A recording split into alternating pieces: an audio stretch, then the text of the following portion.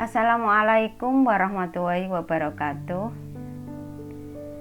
Gimana kabarnya anak-anak semua? Alhamdulillah, kalian dalam keadaan sehat dan bahagia. Semoga tetap semangat dalam belajar untuk mencapai cita-cita di masa depan.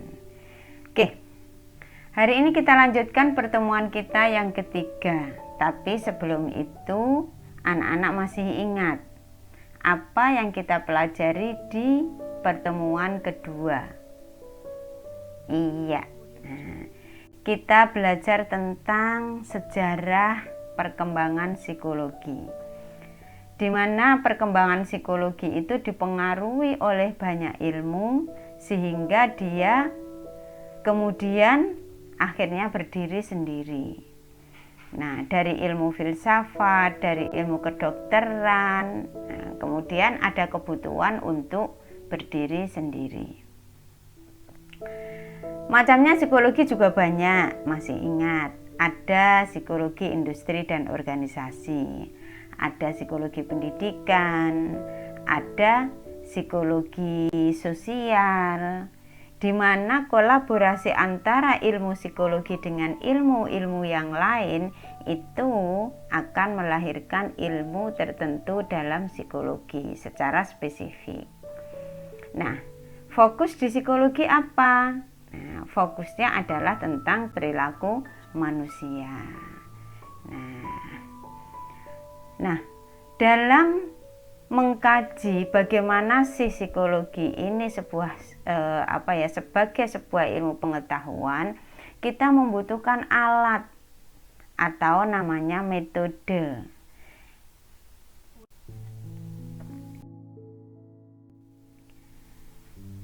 Pada pertemuan kali ini kita akan membahas tentang metode-metode yang digunakan dalam ilmu psikologi. Ada banyak sekali metode. Nah, saya tidak mengungkap semuanya, tapi paling tidak secara garis besarnya metode-metode yang digunakan dalam ilmu psikologi.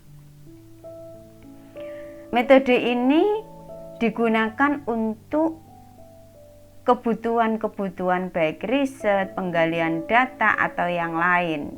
Dia sebagai cara untuk mendalami atau mengkaji tentang ilmu psikologi atau tentang kejiwaan seseorang. Apa aja di dalam metode-metode di psikologi itu? Nah, kita pelajari ya. Sebelum kita membahas tentang bentuknya seperti apa metode yang ada dalam psikologi, ayo kita pahami dulu metode itu apa sih?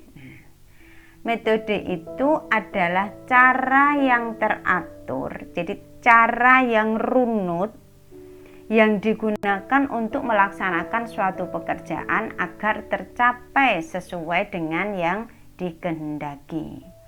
Jadi caranya kalian mau misalnya mau membuat sesuatu, mau membuat hasil karya misalnya kotak. Nah, caranya gimana agar membuat kotak itu? Satu, tahapannya ini, misalnya memotong kertas, kalau kotak itu dari kertas. Kalau dari kayu, memotong kayu, setelah itu diukur misalnya, atau mendesain dulu. Jadi ada cara-cara tertentu yang itu teratur atau sistematis yang digunakan untuk mencapai tujuan. Tujuannya adalah membuat kotak. Nah, untuk membuat kotak itu caranya gimana?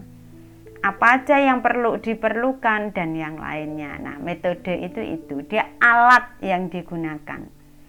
Kalau kita mau mengukur, misalnya saya pengen mengukur baju, mau buat baju, maka mengukurnya dengan meteran. Nah, metode untuk mengukur tahu apakah ini panjangnya berapa misalnya ya, panjangnya 1 meter. Nah, kita mengukurnya dengan meteran. Nah, meteran ini sebagai metode atau alat atau cara yang kita gunakan untuk mengukur bajunya. Nah, jadi itu. Kemudian metode itu juga cara kerja yang bersistem untuk memudahkan pelaksanaan suatu kegiatan guna mencapai tujuan yang ditentukan. Jadi caranya kalian mau menyelenggarakan class meeting, untuk bisa tercapai penyelenggaraan class meeting itu cara apa yang harus digunakan.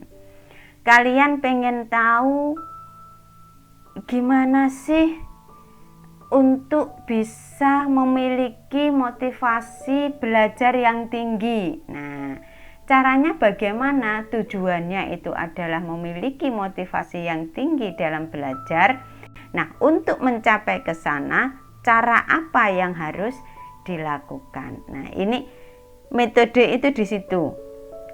Caranya dengan belajar secara teratur, banyak membaca buku, terus kemudian banyak berdiskusi dengan temannya, banyak berdoa, menentukan waktu secara tepat. Nah, ini cara-cara yang digunakan untuk mencapai tujuan tertentu.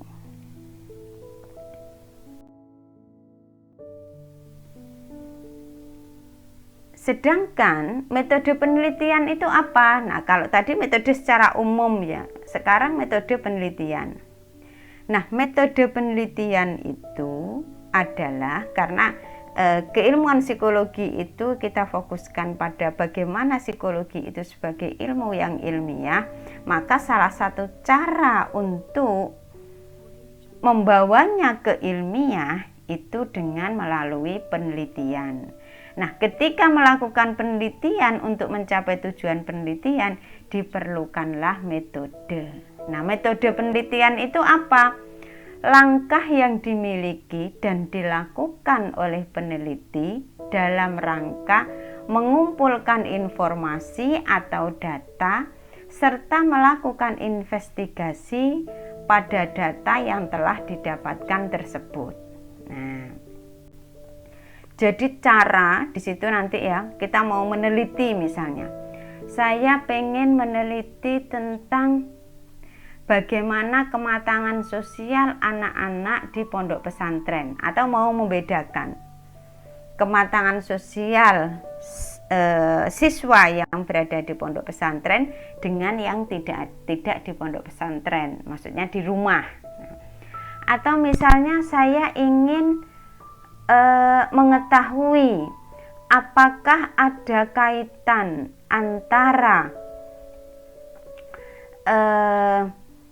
lingkungan belajar dengan prestasi belajar. Nah, untuk mencapai tujuan dari penelitian ini, maka saya perlu cara, perlu metode, perlu langkah-langkah agar saya bisa menjawab pertanyaan saya tadi. Misalnya menanyakan apakah ada hubungan antara lingkungan belajar dengan prestasi belajar atau prestasi di sekolah. Atau misalnya saya pengen tahu bagaimana perbedaan kematangan sosial pada santri atau pada siswa yang di pondok pesantren dengan yang tidak tinggal di pondok pesantren.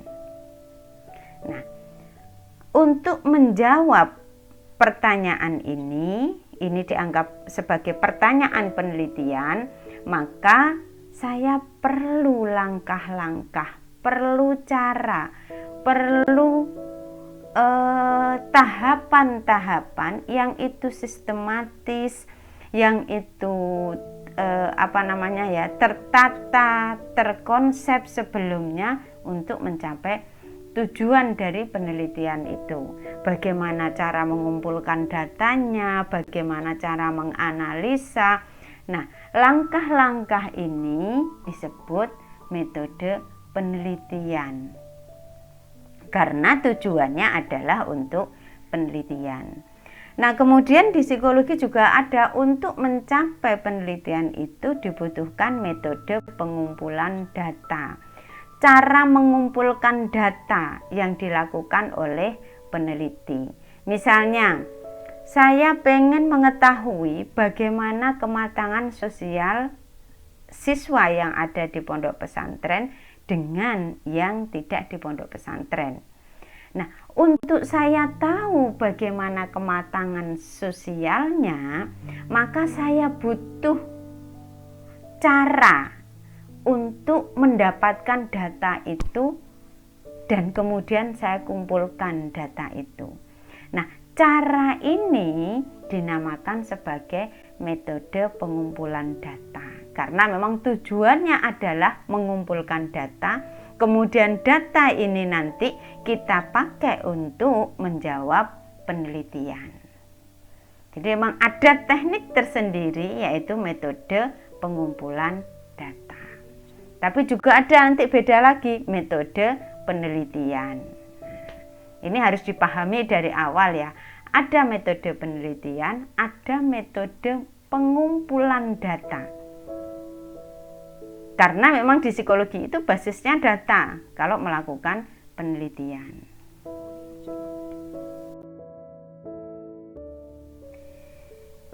Oke, kita lihat beberapa metode-metode dalam penelitian psikologi. Salah satunya adalah penelitian longitudinal. Penelitian ini terkait dengan waktu, metode penelitian terkait dengan waktu. Penelitian longitudinal itu adalah penelitian yang memerlukan waktu yang cukup lama dan proses-proses penelitian yang diteliti untuk meneliti sebuah gejala yang terus berlangsung. Jadi penelitian ini butuh waktu panjang, long ya, panjang sekali. Contoh misalnya meneliti mulai dari dia bayi sampai dia dewasa. Dewasa kalau secara perkembangan paling enggak umur berapa 27 ke atas lah. Nah, dari mulai bayi diteliti sampai dia dewasa.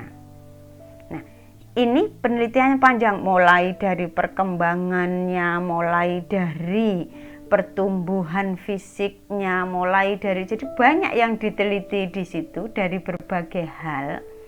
Terus kemudian tapi menelitinya panjang sekali, jadi lama waktunya. Saya pernah terlibat dalam penelitian longitudinal itu, tapi saya tidak ikut mulai dari awal. Saya lupa tahun berapa itu ya. Waktu itu kedokteran Undip kalau tidak salah yang meneliti waktu itu. Dia meneliti di daerah belakangnya Waduk Selorjo itu kan ada daerah yang masyarakatnya itu ternak sapi perah. Nah, dia meneliti mulai dari ibunya, jadi perempuan yang hamil, kalau tidak salah waktu itu hamil 3 bulan. Kriteria subjeknya adalah kondisi hamil 3 bulan kalau tidak salah waktu itu. Pokoknya hamil, kemudian ibunya menderita kekurangan zat yodium. Nah, itu diteliti mulai dari ibunya hamil sampai anaknya remaja. Waktu itu saya terlibat di penelitiannya itu anaknya sudah SMA. Nah, tapi karena memang saya diceritani profesor yang pertama kali meneliti itu sudah meninggal. Nah, saya dilibatkan waktu itu untuk melihat intelijensinya. Nah, Undip meneliti mulai dari bagaimana perkembangan gizinya, karena memang membandingkan antara ibu hamil yang kekurangan zat yodium dengan yang tidak. Itu dilihat, tapi memang perkembangannya berbeda. Dua-duanya ini karena perbedaan subjek itu. Nah, longitudinal di sini adalah meneliti dalam waktu yang cukup lama. Saya tidak tahu awal penelitiannya. Saya cuma diceritani karena memang waktu itu saya terlibatnya dia sudah besar. Nah, sudah besar, ya. Saya diceritani kalau penelitian ini sudah dilakukan lama sekali sejak ibunya mengandung dengan usia kandungan 3 bulan. Jadi terus diteliti sampai waktu itu sampai usia remaja. Nah, itu salah satu contoh bentuk penelitian longitudinal. Jadi runut, penelitian panjang.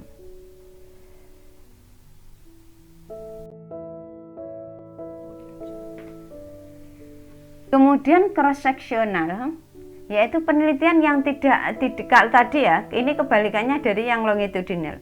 Kalau yang ini itu pendek, bisa juga untuk melihat yang lama ya, tapi tidak runut begitu, tidak. Misalnya satu contoh begini. Meneliti perkembangan anak TK, SD, SMP. Nah, sudah cukup, dia tidak perlu meneliti mulai dari dia TK sampai SMP, enggak. Tapi dengan subjek SD, SMP, SMA. Nah, pada saat itu juga, itu maksudnya cross sectional, tidak membutuhkan waktu lama dalam mengadakan penyelidikan, menggunakan objek yang berbeda-beda, dan merupakan kompromi antara one shot method dengan longitudinal method. Jadi kita bisa meneliti banyak hal yang berbeda dalam waktu yang tidak membutuhkan waktu yang lama. Atau misalnya contohnya lagi begini, saya mau meneliti tentang bagaimana penyesuaian diri. Nah, yang mereka baru masuk mu'alimat, 2 tahun masuk mu'alimat, bukan 2 ya, misalnya kelas 1 dan kelas 4, kemudian kelas 6. Nah, saya tidak perlu, kalau yang model cross sectional itu saya tidak perlu meneliti bagaimana dia kelas 1, saya teliti. Naik kelas 2, saya teliti lagi. Naik kelas 3, saya teliti lagi. Naik kelas 4, saya teliti lagi sampai dia lulus. Tidak, kalau menggunakan metode cross sectional. Jadi cukup saya ambil siswa kelas 1 berapa orang, siswa kelas 2 misalnya mau 1, 2, 3, 4, 5, 6 misalnya, kelas 2 berapa orang, 3 berapa orang, 4 berapa orang, 5 berapa orang, sampai 6 berapa orang. Sekali waktu saya meneliti, kemudian bisa melihat perbedaan penyesuaian diri pada masing-masing angkatan. Tapi kalau saya menggunakan longitudinal, maka saya meneliti anak kelas 1 ini, terus dia yang saya amati, saya teliti sampai akhirnya dia lulus. Nah, butuh waktu yang panjang ke sana. Nah, bedanya itu ya antara longitudinal dengan cross sectional. Yang diteliti juga bisa bervariasi tergantung variabel apa yang mau diteliti. Kalau itu juga sama ya, kalau di cross sectional juga bisa meneliti dengan banyak variabel, di longitudinal juga sama. Yang membedakan adalah waktu dan subjeknya berbeda. Kalau yang longitudinal ya subjeknya satu, kriterianya itu di subjek yang di awal sampai akhir. Tapi kalau pada cross sectional bisa jadi subjeknya berbeda-beda, objeknya juga berbeda.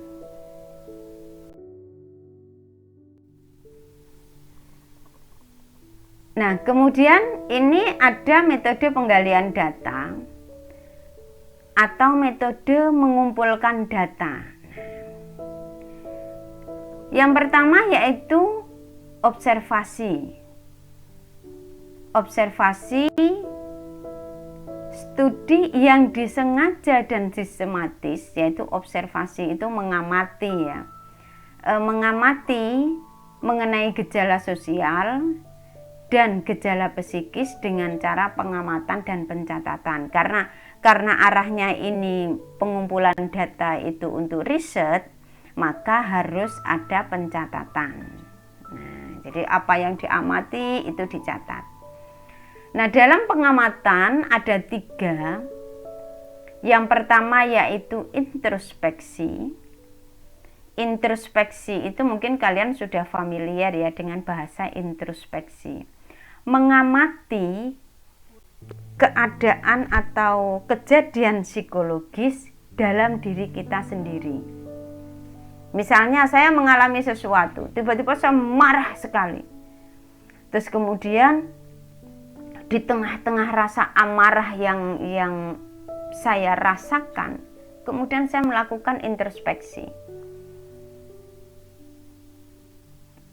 Apa ya yang membuat saya marah? Kenapa saya harus marah? Apa yang dia rasakan kalau saya marah seperti ini?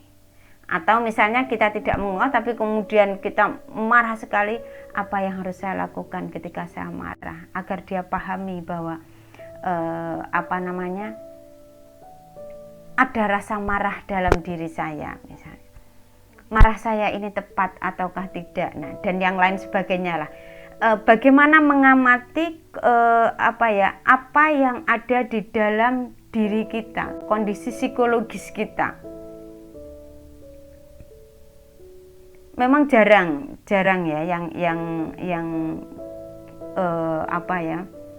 mau atau meluangkan waktu untuk menyelami.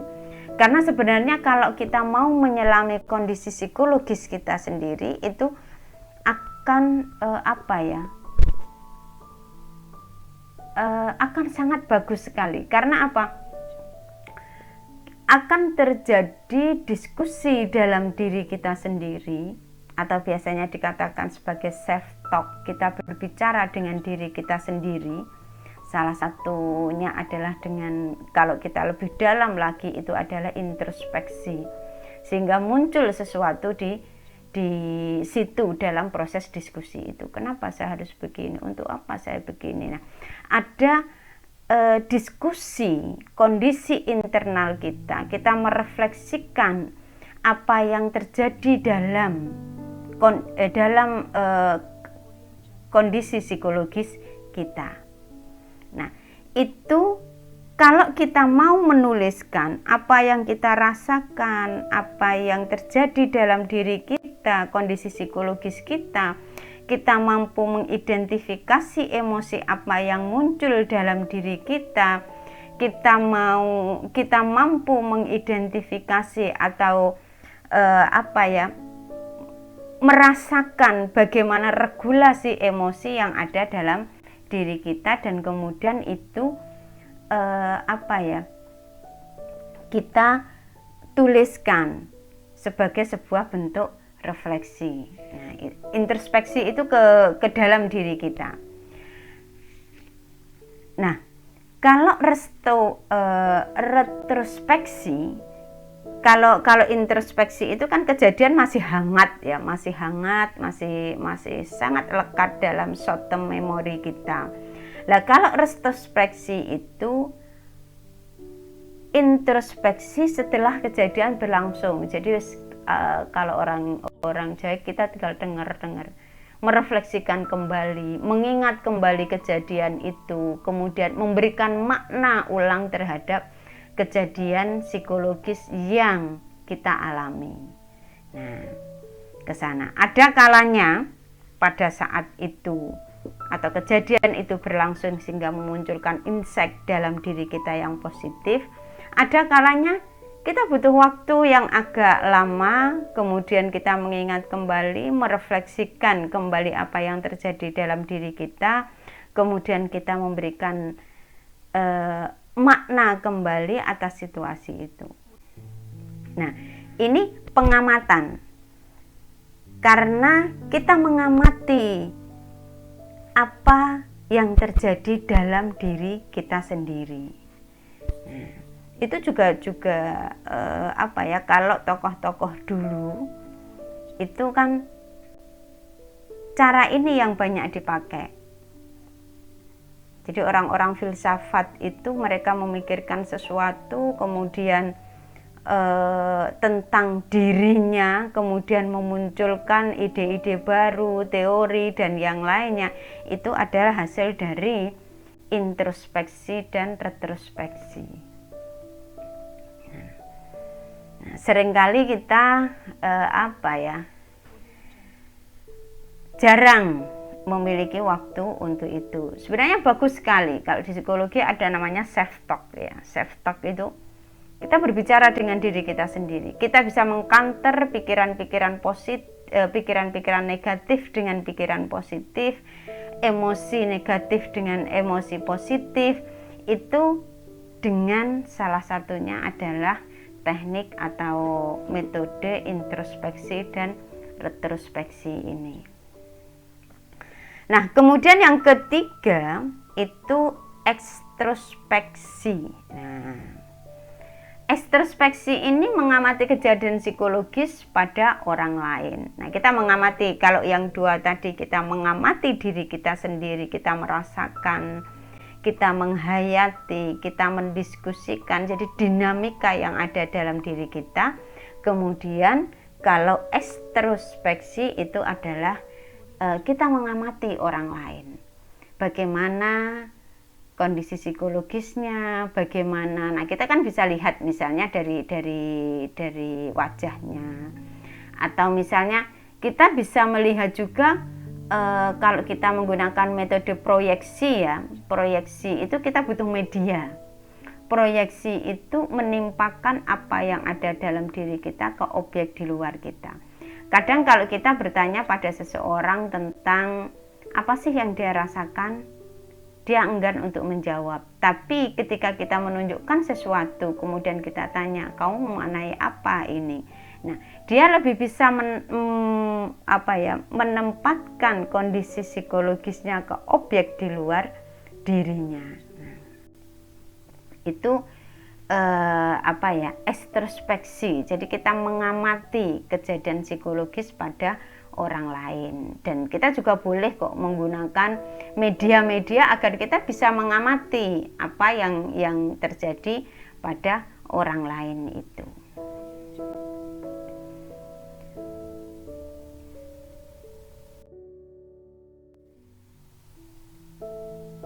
Kemudian ada metode angket atau kuesioner. Beberapa waktu lalu kalau tidak salah pertemuan pertama kalau tidak salah ada yang menanyakan gimana Bu kalau misalnya kita mengisi kuesioner di internet itu menunjukkan kepribadian kita dan yang lain itu bagaimana. Nah, ini adalah salah satu cara mengumpulkan data yang digunakan.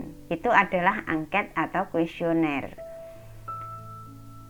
Memang perlu dilihat validitas dan reliabilitasnya, tapi angket atau kuesioner itu adalah salah satu metode pengumpul data. Jadi bagaimana data itu, jawaban kalian dikumpulkan, jawaban si A, si B, si C dikumpulkan semuanya, kemudian akan diambil kesimpulan terkait dengan topik yang ditanyakan.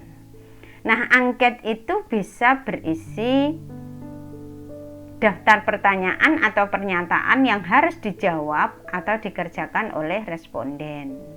Nah, biasanya kan kepribadian tipe apakah kamu? Nah, kamu diminta untuk menjawab. Cemburuankah kamu? Kamu diminta untuk menjawab beberapa pertanyaan. Nah, itu contohnya angket atau kuesioner. Jadi sesuai dengan topik yang hendak diungkap. Nah, kemudian metode pengumpulan data yang lainnya yaitu interview atau wawancara, menggunakan pertanyaan-pertanyaan yang diberikan secara lisan. Jadi ditanya. Nah, ada interview yang terstruktur, ada yang tidak. Yang terstruktur itu sudah tertata. Jadi saya nanti mau nanyakan ini loh. Tapi kalau tidak terstruktur, itu ya sudah mengalir saja. Bisa jadi nanti akan berkembang kemana-mana dan yang lainnya. Itu. Jadi itu untuk mengumpulkan data. Kita pengen tahu kenapa sih si A itu kok termenung terus, kok meneng wae. Kayak kemarin ada pertanyaan, bagaimana Bu saya mengatasi anak yang diam saja, diajak omong tidak mau, saya pengennya dia berinteraksi secara sosial baik dengan teman-temannya. Nah, salah satu metode yang bisa digunakan untuk menggali kenapa toh kok dia seperti itu adalah dengan interview. Nah, bisa pelan-pelan didekati dulu, tidak kemudian tiba-tiba langsung diinterview, kan tidak, lihat tipe orangnya dulu. Kalau memang orangnya tipenya sangat terbuka dan kita meminta untuk melakukan interview, dia bersedia, maka kita bisa langsung melakukan interview. Tapi kalau memang tidak, maka tahapan awal adalah membangun trust dulu. Karena orang itu tidak akan mengungkapkan apa yang ada dalam dirinya, apalagi itu private, kalau dia tidak memiliki trust. Sehingga trust itu harus dibangun dulu. Kalau di psikologi namanya repo, tulisannya rapot gitu ya. Membangun kedekatan yang akhirnya kemudian akan berdampak pada trust.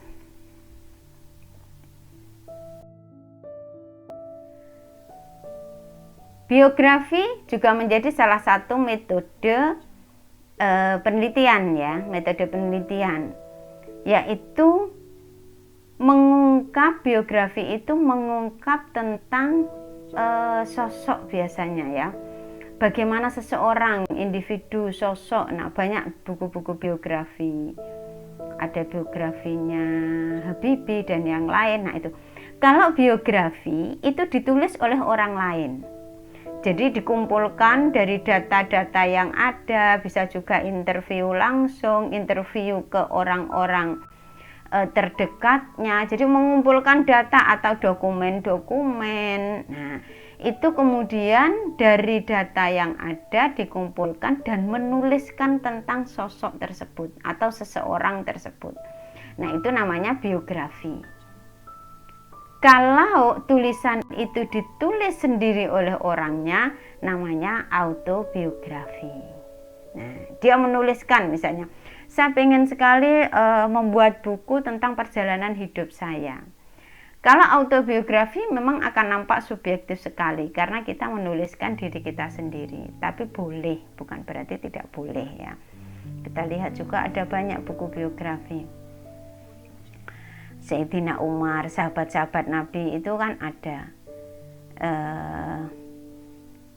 Terus kemudian tokoh-tokoh besar itu banyak sekali dibuat biografi.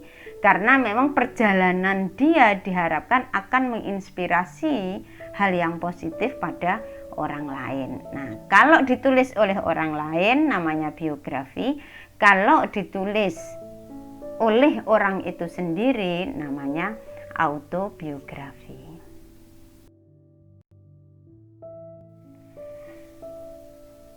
Metode penelitian selanjutnya yaitu eksperimen. Eksperimen itu sekumpulan percobaan yang dilakukan melalui perubahan-perubahan terencana terhadap variabel input suatu proses atau sistem sehingga dapat ditelusuri penyebab dan faktor-faktor sehingga membawa perubahan pada output sebagai respon dari eksperimen yang telah dilakukan. Eksperimen itu kalau digambarkan begini. Jadi ada treatment ya, ada perlakuan, ada manipulasi di situ. Saya ketepatan memang waktu S1 itu saya ambil eksperimen, S2 yang sains saya eksperimen, metode penelitiannya, kemudian S2 yang profesi itu korelasi.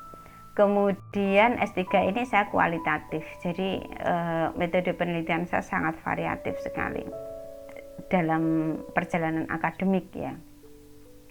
Nah, eksperimen itu saya contohkan begini, seperti di skripsi saya ya. Saya mengambil skripsi itu tentang self-efficacy dan pemecahan masalah. Itu berawal dari pertanyaan dalam diri saya, apakah orang yang yakin dia bisa, maka dia bisa menyelesaikan persoalannya. Saya cari keyakinan akan kemampuan diri itu secara psikologis namanya apa? Di psikologi disebut namanya self-efficacy. keyakinan akan kemampuan dirinya. Pemecahan masalah biasa populer disebut di psikologi namanya problem solving. Nah, efektivitas self efficacy. Jadi hubungan antara pengaruh self efficacy terhadap kemampuan menyelesaikan masalah, kemampuan problem solving skill. Nah, caranya apa? Di dalam self efficacy itu ada yang namanya dukungan sosial. Nah, untuk meningkatkan self efficacy itu ada dukungan sosial. Nah, saya menggunakan dukungan sosial itu. Jadi memberikan motivasi. Nah, saya memberikan perlakuan pada siswa itu dua kelas, yang satu kelompok kontrol, yang satu kelompok eksperimen. Kelompok kontrol itu tidak diberi perlakuan karena memang fungsinya mengontrol. Kelompok eksperimen itu kelompok yang diberikan perlakuan. Perlakuannya apa? Diberikan motivasi sebagai bentuk support. Nah, support emosional, support psikologis. Social support itu kan ada beberapa ya, psychological support, instrumental, terus kemudian material dan yang lain. Nah, itu support psikologisnya berupa motivasi. Yang kelompok eksperimen kita berikan motivasi. Pelatihan tentang motivasi yang akan memunculkan keyakinan akan kemampuan diri. Sedangkan yang satu ini tidak, yang kelompok kontrol. Sebelumnya dites dulu. Nah, kemampuan memecahkan masalahnya itu dicari subjeknya yang rendah. Nah, yang rendah. Jadi sama kondisi kelompok kontrol dengan kelompok eksperimen itu sama. Kemampuan memecahkan masalahnya rendah. Nah, yang kelompok eksperimen diberikan treatment, motivasi, kelompok kontrol tidak. Kemudian setelah itu diukur lagi kemampuan dia memecahkan masalah. Nah, tes yang pertama sebelum ada treatment, dua-duanya dites, itu namanya pretest. Kemudian tes setelah treatment, setelah diberi motivasi, itu namanya post test. Nah, dibandingkan, ada perbedaan tidak pada dua kelompok ini? Dan ternyata memang ada perbedaan. Jadi kemampuan memecahkan masalahnya meningkat pada kelompok yang diberikan perlakuan. Nah, ini namanya eksperimen. Jadi dilakukan percobaan. Atau kalian misalnya begini, eksperimen. Kalau itu sudah aspek psikologis ya, yang sederhana saja misalnya. Kalian bereksperimen tentang warna. Bermain sama temannya. Kira-kira kalau warna kuning dicampur dengan hijau jadinya apa ya? Nah, kita bikin percobaan. Itu juga eksperimen namanya, sama. Eksperimen lebih ke alam, ilmu alam. Kalau psikologi seperti yang saya ceritakan tadi, model-model eksperimennya. Karena memang psikologi mengkaji tentang kondisi psikologis perilaku manusia ya. Atau misalnya kita mau eksperimen, mudah enggak sih orang dipengaruhi? Contoh kalian saya pernah eksperimen itu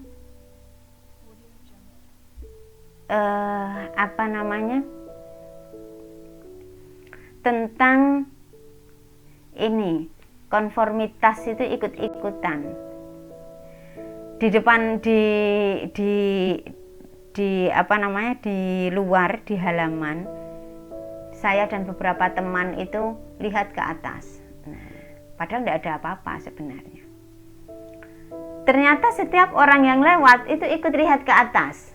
Nah, ketika kita tanya, kenapa Pak lihat ke atas, ikut lihat ke atas? kenapa lihat ke atas? Ya saya ikut aja, orang kok pada lihat ke atas. Nah, ternyata kelompok yang lebih besar itu bisa mempengaruhi kelompok yang seseorang. Jadi yang perilaku mayoritas itu bisa mempengaruhi seseorang untuk mengikuti tanpa dia tahu apa sebenarnya yang dia ikuti atau apa yang sebenarnya terjadi. Nah, ada banyak sekali eksperimen yang bisa dilakukan dalam kajian-kajian psikologi. Dan psikologi juga banyak tokoh-tokoh itu memunculkan teori dari beberapa eksperimen. Misalnya Skinner, J.P. Watson. Nah, itu juga muncul dari eksperimen-eksperimen.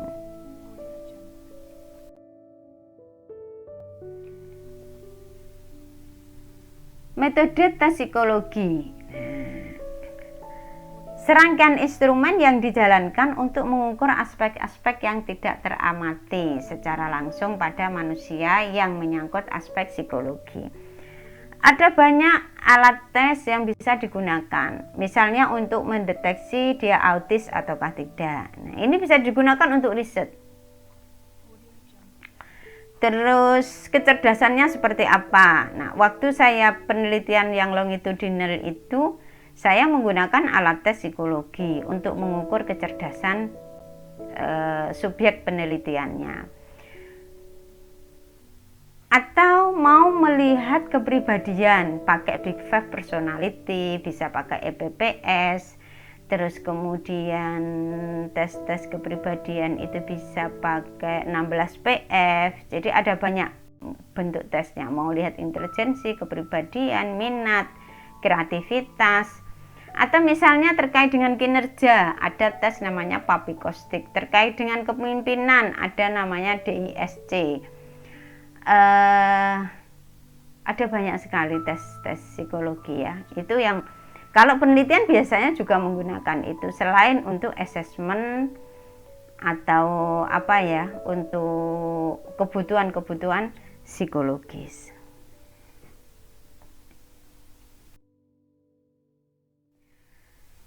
Metode psikologi klinis. Nah, kalau ini lebih difokuskan karena lebih arahnya ke klinis, itu menyelidiki sejumlah individu yang memiliki kelainan-kelainan secara teliti dan intensif dalam batas waktu yang lama. Jadi meneliti misalnya kenapa sih dia mengalami gangguan jiwa. Ada penelitian tentang, jadi kalau tidak salah di Ponorogo itu ada desa warganya itu banyak sekali yang mengalami gangguan jiwa. Nah, itu diteliti bisa. Kenapa ya mereka mengalami gangguan jiwa, dirunut dari keluarganya, bentuk-bentuk gangguannya, kemudian apa yang sudah dilakukan, perilaku yang muncul, apa gangguannya. Jadi banyak sekali diteliti, tapi fokusnya adalah lebih pada kondisi-kondisi klinisnya atau kondisi-kondisi abnormalnya. Fokusnya di situ.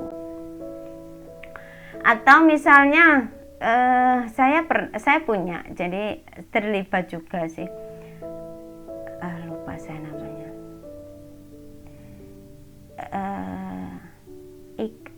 apa ya, ikatan, saya lupa kepanjangannya apa, cuma itu adalah perkumpulan dari individu-individu yang mengalami gangguan jiwa, yaitu schizophrenia. Ya Allah, lupa saya namanya.